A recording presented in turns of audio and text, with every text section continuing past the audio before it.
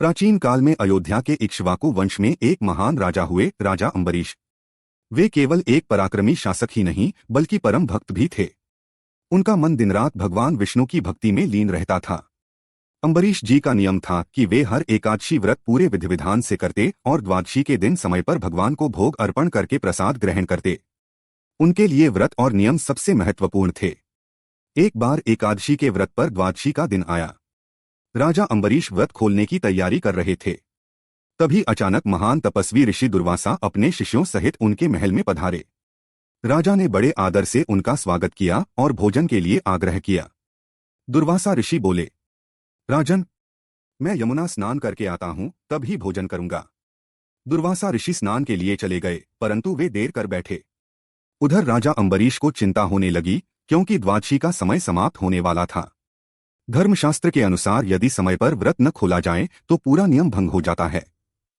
राजा ने सोचा, यदि ऋषि के बिना भोजन करूं तो उनका अपमान होगा, और यदि समय बीत गया तो व्रत टूट जाएगा। आखिरकार उन्होंने केवल एक घूंट जल पिया, ताकि व्रत की मर्यादा भी बनी रहे और ऋषि के बिना भोजन भी न किया जाए। जब दुर्वासा ऋषि लौटे और देखा कि राजा ने जल पी लिया है तो उन्हें बहुत क्रोध आया। वे बोले, राजन, तूने मेरे आने से पहले व्रत तोड़ दिया। यह मेरा अपमान है। अब तुझे इसका दंड भुगतना होगा।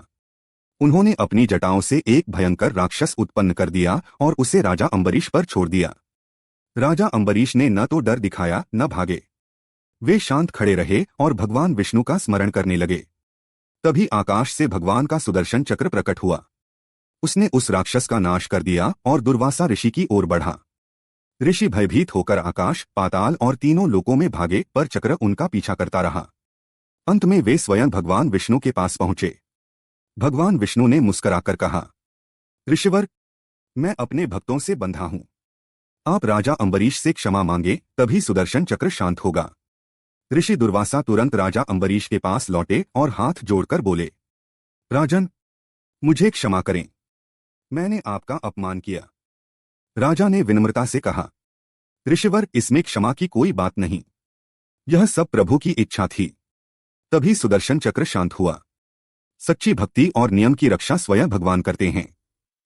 क्रोध चाहे कितना भी बड़ा क्यों न हो, विनम्रता और क्षमा से शांत हो जाता है। भक्त के साथ ईश्वर की शक्ति सदैव खड़ी रहती है। मुझे कमेंट बॉक्स में बताइए कि यह कथा आपको कैसी लगी और चैनल को लाइक व सब्सक्राइब जरूर करें।